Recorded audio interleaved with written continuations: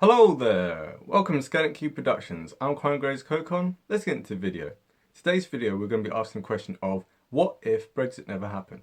Now, before we get into this alternative history scenario, we have to dive into a little bit of context first and foremost.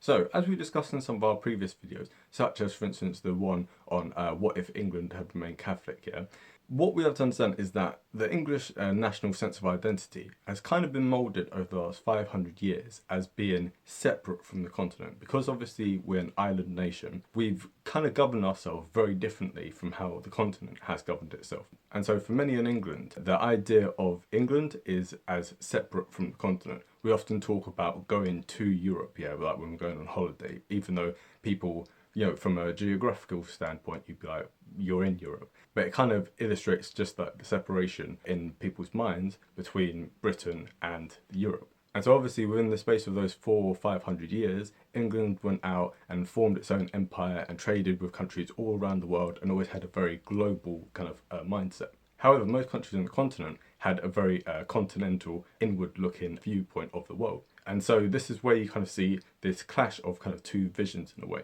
And with the collapse of that empire, you started to see a need for people to kind of replace what had been before. If there was no empire, what was our source of power? Like, what was our source of trade, of commerce, etc., etc.? And so people like Winston Churchill, many other people, primarily within the Conservative Party, wanted Britain to be linked more and more with the continent. And Winston Churchill himself proposed the idea of a United States of Europe.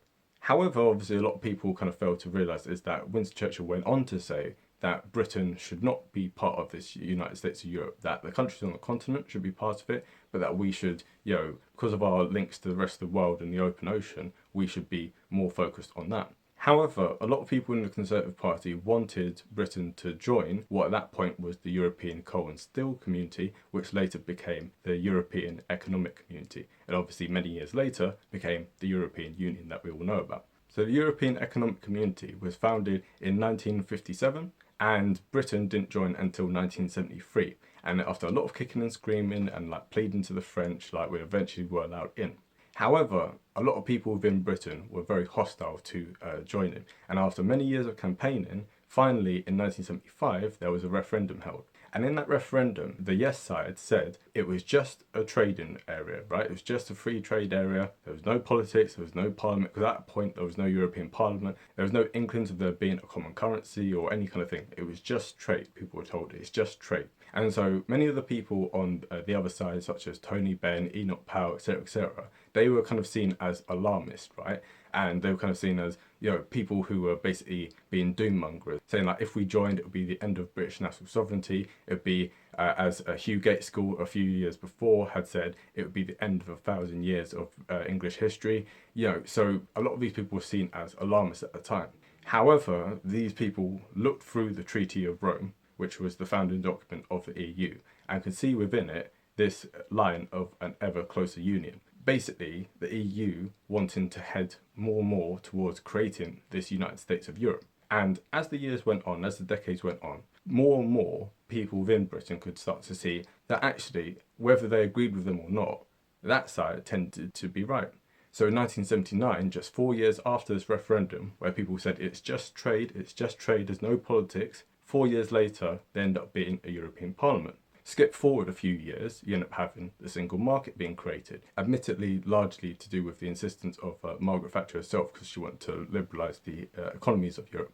Then, in 1993, the year of my birth, you had the Maastricht Treaty. And this Maastricht Treaty, combined with Britain having to join up to the ERM, basically confirmed for many people that Europe was now heading towards a political entity, that it was heading more and more towards the United States of Europe. And many people in the Conservative Party had now switched. The Conservative Party, which had been the party of Europe, and the Labour Party, which had been the party opposed to membership, they now, in the late 80s and early 90s, switched positions. And now the Eurosceptic Party was more and more becoming the party of the Conservatives. So although many people in the Conservative Party, such as the Maastricht Rebels and the Bruges Group, although they were opposed to the Maastricht Treaty, eventually they were whipped into line and they ended up voting for it. And this led to one person in particular splitting away from the Conservative Party and helping to form a party known as UKIP, the UK Independence Party. And this person was none other than Nigel Farage. and he became leader in 1993. And for the next 23 years, he campaigned non-stop for Britain to leave the EU, or to at least have a referendum on our membership of the EU. So fast forward to 2016. So you'd already had European elections in 2014, and you'd had the general election in 2015. And the Conservative Party, because of pressure from UKIP, understood that now they needed to have a referendum. And so the idea from David Cameron was that if we had a referendum on the European membership, that the Remain side would end up winning, and then this would kind of diffuse the Eurosceptic argument. We said, well, look, we had a vote, you guys lost, time to be quiet now, let's just get on with it.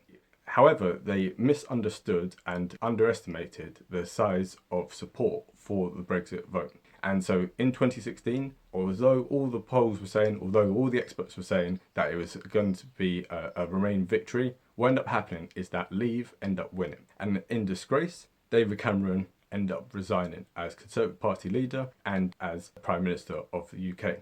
So within this alternative scenario, what we're going to imagine is one person doesn't switch sides and go for the Brexit side, right? And that person is none other than Boris Johnson. Now, I don't want to make this all about like one man. You know, oftentimes in history, too much is put on the shoulders of one man. However, we can see in this case from polling evidence that the influence that Boris Johnson had on the referendum seems to have been decisive, because Boris Johnson was well liked within the Conservative Party at that time, both by Leavers and Remainers, and it was a thing where him coming out and supporting Leave made a lot of people who otherwise were a bit on the fence and a bit like, I don't really know, it seems a bit extreme, seems a bit like kind of, yeah, like basically he gave legitimacy to the Brexiteer argument. And so a lot of people in the Conservative Party in particular end up switching sides and end up voting for Brexit. And this is mainly how it ended up happening. So what we can imagine in this timeline is that Boris Johnson sticks with the Remain side, and as a result, Remain ends up winning. So what would have happened is basically that David Cameron would have stayed on as Prime Minister, probably until, let's say, maybe 2020, at which point he would have stood down. Now, he wanted his right-hand man, George Osborne, who was the then Chancellor, to take over. However, we can see from opinion polls at the time that even then, Boris Johnson was the most popular person to take over after David Cameron. And so what we could probably imagine is maybe in 2020, if all else being equal would have happened, that Boris Johnson would probably have become the Prime Minister anyway. And while Boris Johnson was critical of the EU in many regards, he wouldn't have actively tried to take Britain out of the EU. However, as we can see with the Scottish referendum of 2014, David Cameron once again thought that he could hold a referendum and that this would placate the side that had lost. However, what ended up happening as a result of the 2014 referendum is that although the SNP lost, what ended up happening is that in 2015, they ended up getting a boost. And so we can imagine something very similar happening with the Brexit side. Now, at the time, you had UKIP, which David Cameron referred to as being a bunch of closet racists and fruitcakes. And UKIP kind of had an image of pretty much like kind of like right-wing populist politics, yeah, which many people were very turned off by. However, a few years later, Nigel Farage split away from UKIP to try and distance himself from like the other people within his party, and he set up the Brexit Party. Now, the Brexit Party was a kind of like catch-all party which encouraged people from across the political divide. If you supported Brexit, come together, let's get this thing done.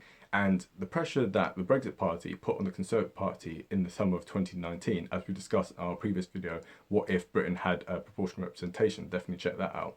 What we can see is that pretty much the Conservative Party was on its knees. And that more likely than not, if the Brexit side had lost in 2016, you would have had the rise of the Brexit Party in 2019, or etc, etc.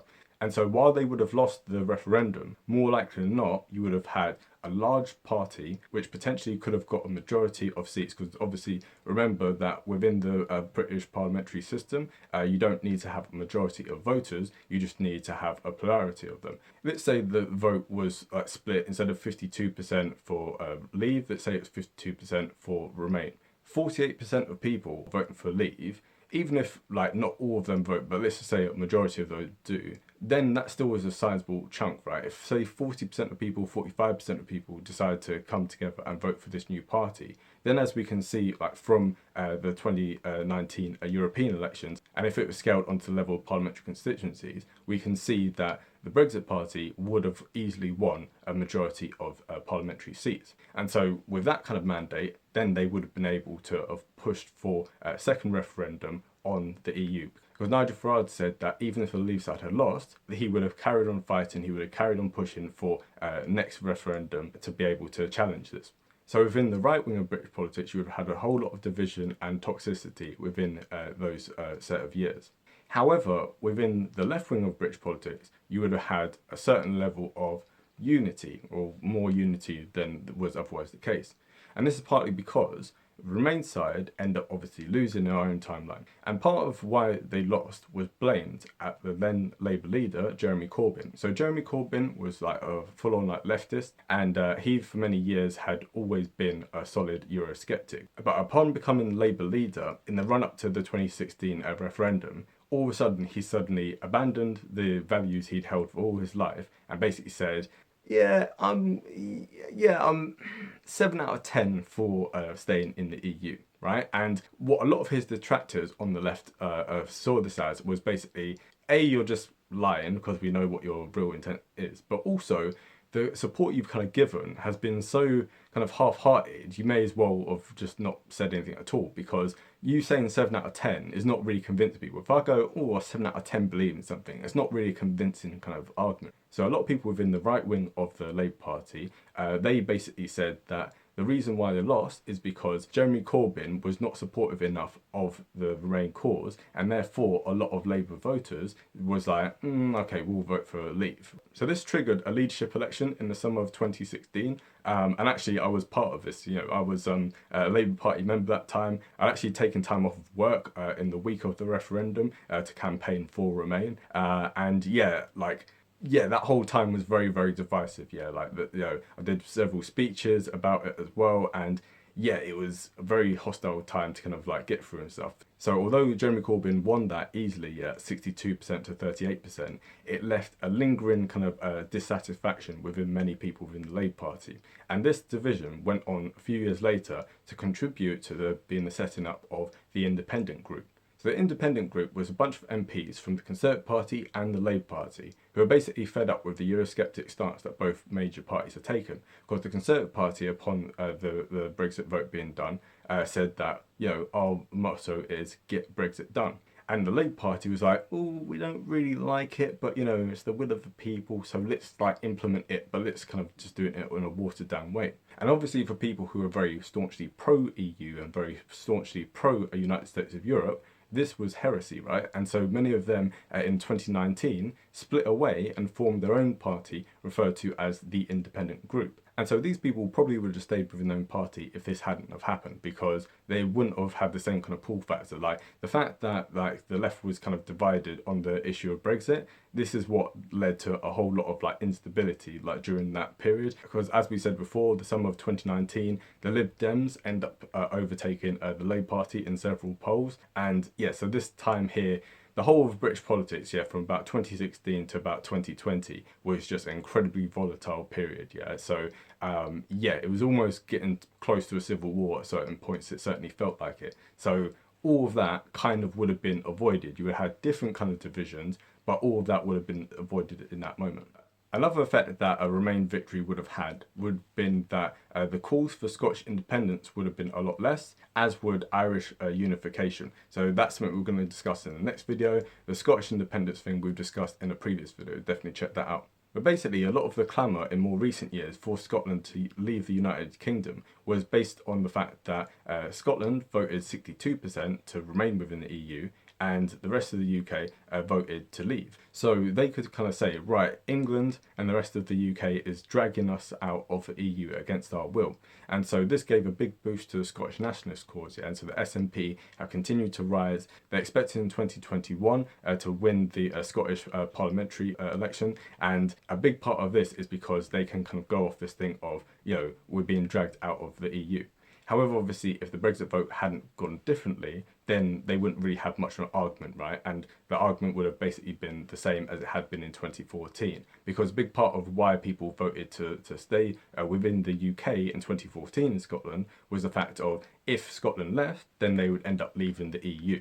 So this was kind of a big contributing factor. So the Scottish question would have been more settled than it currently is at the moment. And then similarly as well for Northern Ireland, because you've had all this arguments about like the border and having a border down the Irish Sea or a border between the Republic and Northern Ireland, all of that has inflamed tensions between the different communities. We'll go into that in more detail in the next video, but just know, for instance, that a majority of Unionists supported Brexit and a majority of Nationalists supported Remain, right? So people who want the United Ireland wanted to stay within the EU, and people who wanted to stay within Britain, they tended to vote for leave. So both Scotland and Northern Ireland would be more tightly integrated within the UK, and there wouldn't be such a kind of debate at the moment about whether these two entities would leave the United Kingdom or not. Now that we've analysed the effect that Brexit had on Britain, now let's look to Europe and the rest of the world. So what ended up happening with the Brexit vote is that actually a lot of people within Europe who at the time had been Eurosceptic, when they saw the process of Brexit and just how long it was and how exhausting it was and how divisive it was, many people in the continent who before had been Eurosceptic, they kind of softened up a little bit, yeah. So you had people like Marine Le Pen, and you had people within Italy as well, and they went from being very fervently from their countries leaving the EU to being like, you know what, we don't like bits of the institution, we don't like the euro, for instance, we want something to be more aligned towards our own national interests and stuff, and we want a bit more democratic accountability. But that was kind of it, right? Because they saw that having like a hard Italian exit or a hard Frexit or all the other kind of variations on it was very costly. And so a lot of people on the continent were deterred by that and thought, actually, you know what? Britain's kind of a special case. They're in a better position than us to leave the EU. If even they're having difficulty with it, imagine what it would be like for us who are so far integrated into the system. For us to leave everything is going to just not be worth it. And so as a result, I think that if the Brexit vote had gone differently, I think that you would still had a big Eurosceptic strain in a lot of countries within the EU itself. And then finally, we're now going to talk about the rest of the world. Right, so hear me out. I've not seen any data on this, but here's my theory. And I would like to see in the comment section what you guys think of this, right? In 2016, the US obviously had a presidential election, and Donald Trump won by a very, very thin margin, especially in some of the states that he won in. However, a certain person, a certain Mr. Brexit, Nigel Farage himself, flew out from Britain to America to campaign for Donald Trump. And a big part of what he was saying was like, look at us. We in Britain have rejected globalism. You in America can also do so. So all the multinational corporations, all the multinational institutions and stuff, all this kind of erosion of the power of the nation state and like the sovereignty of the individual peoples of those nation states. Yes, there is a way of reversing that, and we in Britain have shown that. And so I don't know how much of an effect this would have had, but let's suppose, for argument's sake, that it did have some effect on those handful of swing voters who were necessary to win Trump that election.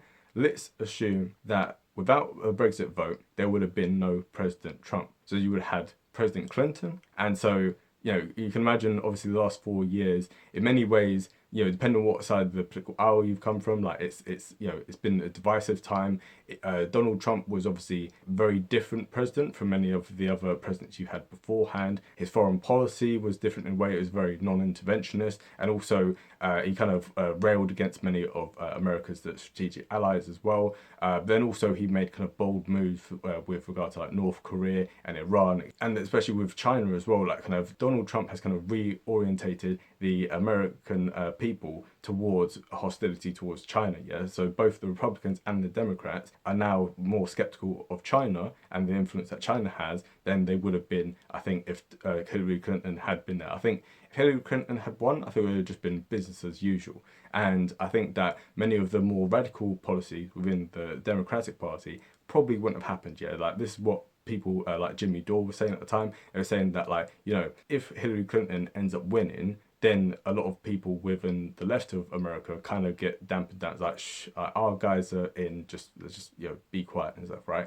However, the fact you had a Donald Trump presidency meant that it had a huge reaction from the left wing of the Democratic Party. So they are now in primacy. And so although Joe Biden is now the president, he has adopted many of the policies which the left of the party really pushed for. And so if you'd had Hillary Clinton being the president, Would she have adopted many policies? Not really. And so I think American politics, and obviously by extension world politics, would be very, very different. So it's probably, maybe it's a bit of like Anglo-centrism. You know, people in England seem to think that people in America care about like them as much as we care about them. A lot of people in America obviously don't follow British politics in the same way that we follow American politics. So maybe take that with a pinch of salt. Maybe the Brexit vote didn't have that much of an impact, but let's suppose for argument's sake that it did. Think about if the Brexit vote hadn't happened, just how different the world in the last few years would be.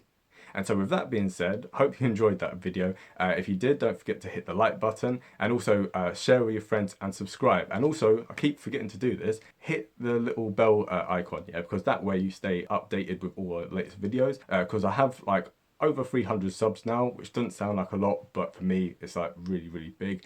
And the thing is, a lot of people aren't necessarily being notified on when the latest videos are coming out. The videos do tend to come out on a Tuesday, Thursday and Saturday, and that's what I have kept it to for quite some time now. But in the off chance that like you kind of, you know, you're busy on one of those days and you kind of like, it doesn't pop up on your thing, hit the little bell icon and then you'll be notified of, yes, the video has come out today, so get around to watching it. So, you know, with that being said, definitely stay tuned for the next video, which is going to be, as we said, what if Ireland reunified, right? So definitely stay tuned for that. That's going to be a very complicated, contentious issue, but in the meantime, have a great day. Oh, and also, final thing, if you have any ideas for alternative history, I'm almost coming to the end now. There's last few videos. Once I've done the Irish one, it's just going to be people making suggestions and stuff here. So all the ones that I've come up with, they're almost done now. So now it's just going to be what the fans have suggested. So if you have any more suggestions, get them in now, get them in quickly.